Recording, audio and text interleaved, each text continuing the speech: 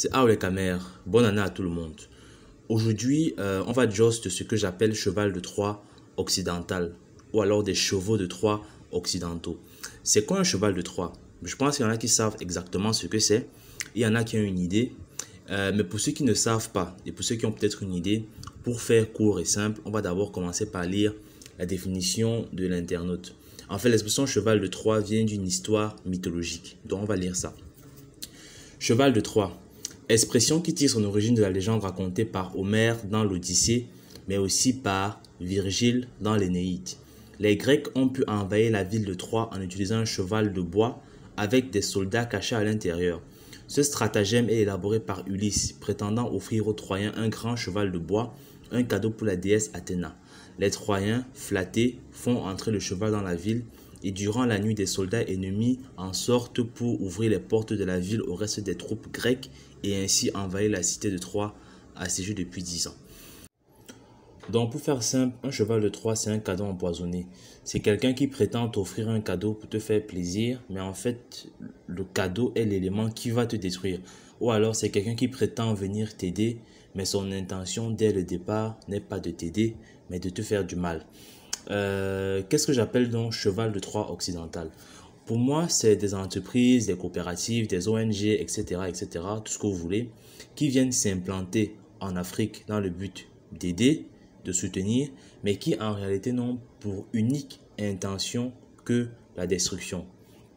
Vu comme ça, on peut considérer que la colonisation même entière, d'une manière générale, c'est un cheval de Troie. Oui, pourquoi pas? Parce qu'on nous a vendu, bon, on nous a même pas vendu, c'est tout ce qu'on nous vend. Mais bon, on nous a vendu que c'était pour notre bien, pour nous apporter la civilisation, pour nous construire les hôpitaux, les chemins de fer, etc. Mais en réalité, l'intention de la colonisation a toujours été de détruire et de prendre. Il n'y a jamais eu la moindre bonne intention dans la colonisation. Si certains, peut-être, le pensent encore, parce que de plus en plus de gens se rendent compte de ça, mais il n'y a jamais eu la moindre bonne intention dans la colonisation. Donc, oui, on peut considérer la colonisation comme un cheval de Troie occidental. Mais ça, c'est gros et je pense assez évident. Dans le podcast, je vais vous présenter deux chevaux de Troie, des trucs très subtils, très bien camouflés. Et je pense qu'il va falloir regarder à l'écran parce que je vais faire une démonstration, justement, cliquer, aller montrer comment faire la recherche pour remonter jusqu'au vrai financeur du cheval de Troie en question. Donc, pour ne pas trop parler, allons-y directement. Bon, le premier cheval de Troie que je vais présenter, c'est une ONG qui s'appelle Moto Action SIDA. En fait, j'ai découvert ça pendant que le confinement, coronavirus chauffait. Bon, on n'a pas confiné ici au pays, mais pendant que Corona chauffait au mois de mars, avril, comme ça. Et justement, ils ont fait un post sponsorisé sur Facebook dans lequel ils mettaient en fait des affiches. Bon, on va y arriver.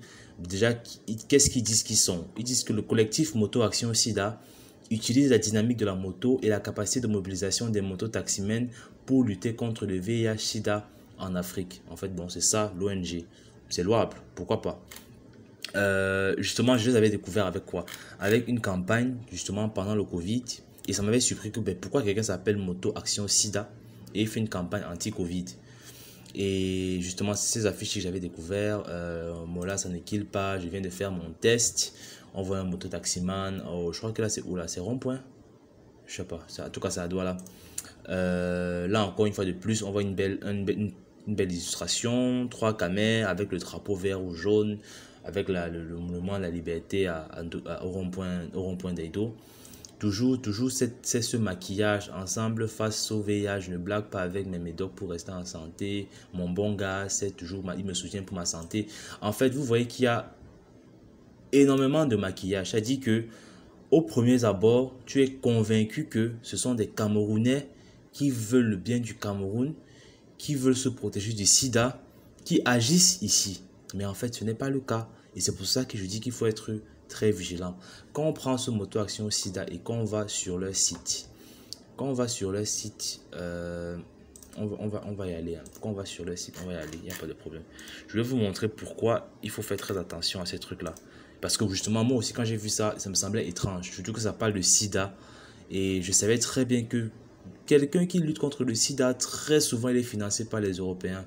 Et très souvent, l'intention n'est pas de lutter contre le sida, c'est autre chose. Donc là, on est sur le site de Moto Action Sida. On va bien lutter contre le sida en Afrique. La première chose que je fais, c'est quoi? Je vais sur partenaire. Et voilà. Il n'y a même plus besoin de commenter, quoi. Donc, on a Moto Action Sida qui utilise les benzikineurs pour sensibiliser, lutter contre le sida à Douala. Qui est derrière? Mairie de Paris, Fondation Total, Air France, Expertise France, Fondation de France. C'est-à-dire que, heureusement que nous, Africains, on est de moins en moins naïfs. Qu'est-ce que la mairie de Paris va financer et soutenir une action à Douala de benzikineurs qui luttent contre le sida? Honnêtement, réfléchissons un peu. Ces gens-là, ils ont fait combien de temps sur notre continent sans jamais nous aider de quoi que ce soit? Pourquoi aujourd'hui ils viendraient financer les benzikineurs de Douala pour qu'ils luttent contre le sida? Et bizarrement, comme pendant Corona, on ne parlait pas de sida, ils ont retenu leur veste pour dire que oui, maintenant on s'appelle Moto Action Sida, mais on va quand même lutter contre le Corona. Donc, c'est ça qu'il faut, il faut être vigilant sur ces trucs-là. Et justement, derrière ça, vert ou jaune partout, un maquillage terrible, caméra. Hein. Là, tu vois ça, tu sens que le cœur, c'est les caméras. Tous ces trucs, ces illustrations-là, VIH partout, au parc à Yaoundé. Quand tu vois ça, et que tu vois que derrière ça, c'est ça, là, tu comprends qu'il y a un truc qui ne va pas. Et si tu ne comprends pas qu'il y a un truc qui ne va pas, ça veut dire que c'est toi-même, avec ton cerveau, il y a un truc qui ne va pas. Le deuxième cheval de Troie que je vais présenter ici, c'est quoi? C'est une revue médicale en ligne et papier aussi, qui s'appelle Médecine d'Afrique noire et qui existe depuis 67 ans. Beaucoup. Donc, c'est quoi Médecine d'Afrique noire? C'est la première revue médicale internationale, panafricaine, francophone. Vous voyez sur le site, déjà en haut, on a quoi? Bénin, Burkina, Cameroun, Centrafrique. On a tous les pays africains sont là, sont bien représentés. On a Médecine d'Afrique noire, on a Made in Afrique, on a tous ces cachets là, Gambie, Mali, Comores, Burundi, Tchad. Là, tu sens que tu es en Afrique. Tu sens que oui, là, c'est des gens qui sont vraiment, sont des Africains engagés, déterminés, qui sont derrière tout ce truc-là et qui veulent vraiment aider les Africains. Mais en fait, justement, c'est l'apparence, c'est le maquillage, ça c'est l'extérieur, c'est le cheval de Troie que vous avez vu au début là. Qu'est-ce qu'il y a à l'intérieur? Quand on lit ici en bas, on lit quoi? Médecine d'Afrique noire est édité par API DPM Santé Tropicale. Je suis allé voir ce API DPM Santé Tropicale. Voici leur site. Agence panafricaine interactive de développement et de promotion du médicament. Il n'y a pas de problème. Tu t'appelles panafricain comme tu veux. Nous, on est plus naïf. On va vérifier qui est derrière. Si tu te dis panafricain 50 millions de fois. Quand on descend vérifier l'équipe, bah voilà l'équipe. L'agence panafricaine est gérée par 3 blancs et 1 noir qui est sûrement le vendu de services quoi. Et les partenaires, les financeurs, qu'est-ce qu'on a là? C'est l'équipe complète en fait. Tous les groupes pharma occidentaux sont là. Normal, depuis 63 ans, il existe. Donc tout le monde a eu le temps de venir prendre son morceau du gâteau pour manger sa part. Et dans ces trucs-là, j'avais déjà dit sur ma vidéo, sur le podcast que j'ai fait quand je parlais du sida, Pfizer, déjà, c'est eux qui ont fait bon, avant d'arriver même.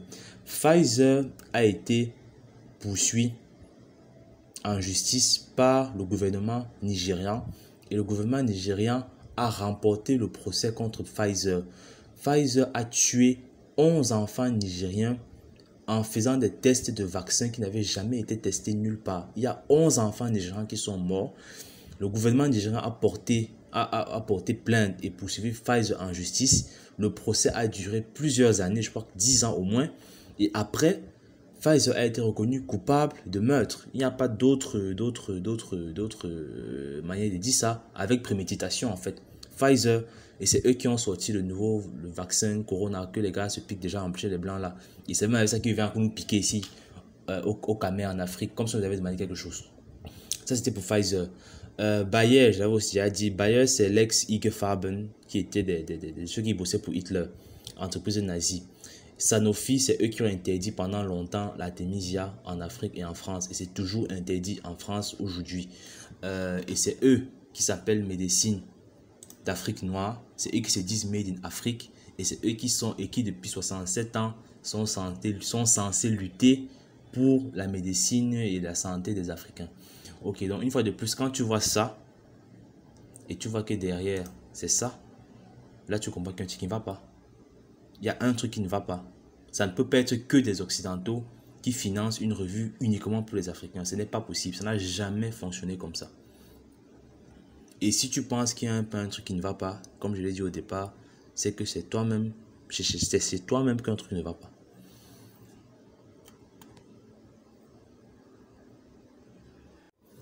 Donc ça, c'était juste deux exemples. Il y en a tellement, il y en a tellement. Et vous voyez que parfois, le déguisement est très, très bien réussi.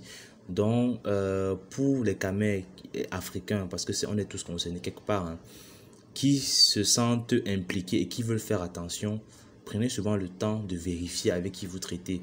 Prenez le temps de vérifier tous ces entreprises, tous ces ONG qui sont censés nous aider, qui s'habillent, se déguisent en Camerounais, mais qui sont en fait des chevaux de Troie.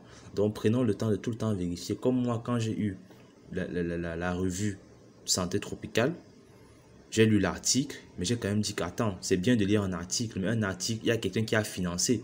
Celui qui finance l'article ne va pas te faire écrire des choses qui vont être compromettantes pour lui. Non, s'il te finance, c'est parce que tu écris des choses qui vont faire gagner de l'argent à la personne. C'est pour ça que j'ai remonté l'échelle jusqu'à tomber sur Pfizer, Sanofi et Bayer. Et là, j'ai compris en fait que oui, l'article, il ne vaut absolument rien. C'est un article pourri. Normal, c'est un article qui parle du sida qui fait des ravages en Afrique. Donc, soyons vigilants, faisons attention. L'ennemi est extrêmement sournois. Je ne sais pas si on peut considérer les entreprises occidentales qui s'habillent en entreprises locales comme des chevaux de Troie. Pourquoi pas, oui. Pourquoi pas, à un certain niveau. Hein. Au moins, l'entreprise est honnête. L'entreprise, elle vient te dire que je viens faire mon business, je viens faire mon blé. Je me déguise pour faire plus de blé. Ce n'est pas tellement dans l'intention où je viens te faire un cadeau ou bien je viens t'aider. Alors qu'en fait, mon intention n'est même pas de t'aider. Il y a un truc de beaucoup plus vicieux dans l'idée des ONG. L'entreprise, encore, tu peux dire qu'à la limite, ils veulent faire leur argent. Donc, certainement vous dit que c'est stratégie marketing, justement, comme je disais là. Moi, je dis que c'est du camouflage. Et celui qui se camoufle, c'est parce qu'il est en général mal intentionné. Ou alors parce qu'il sait très bien que sans camouflage, on va le sentir ou bien personne ne voudra de lui. Et pour ça, pour les entreprises, cheval de Troie ou chevaux de Troie, si on peut dire comme ça, il y en a beaucoup. La liste est longue. La plus célèbre et que beaucoup de Camerounais pensent encore que c'est une entreprise Camer, ce sont les Brasseries du Cameroun, qui est une entreprise française avec à la tête Pierre Castel. Et c'est pas parce qu'on place des Camer sur le devant de la scène que c'est eux qui font, non, c'est juste des employés. Ou bien, comme je dis souvent, c'est juste des esclaves. Comme autre exemple, toutes ces chaînes de supermarchés là, dont Carrefour. On revient chez Carrefour et moi qui ai un problème avec Carrefour et le fameux Douala Grand Mall. Vous avez vu les images du géant cheval de Troie au début là, non? Et bah, quand je vois Douala Grand Mall, c'est ça que je vois. Je vois une grosse boîte cheval de Troie. C'est-à-dire que les Occidentaux, les Blancs sont venus poser leur cheval de Troie comme ça, bam, en plein Douala. Une géante boîte climatisée, escalatorisée, comme cadeau de bienfaisance aux Camer. Certains disent même que c'est le développement. En tout cas, comme les Troyens, nous Camer, on est flattés, on est émus, n'est-ce pas, il y a la clim, n'est-ce pas, ça brille, n'est-ce pas, il y a l'escalator, on accepte le cadeau avec plaisir, ça brille et c'est beau. Mais la réalité, et je le redis, même si je ne sais pas pourquoi certains n'aiment pas entendre ça, Douala Grand Mall n'est qu'un cheval de Troie ici au Cameroun. Bon, ce n'est pas le premier, il y en a beaucoup déjà, mais lui en particulier que vous adorez, ce n'est qu'un gros cheval de Troie.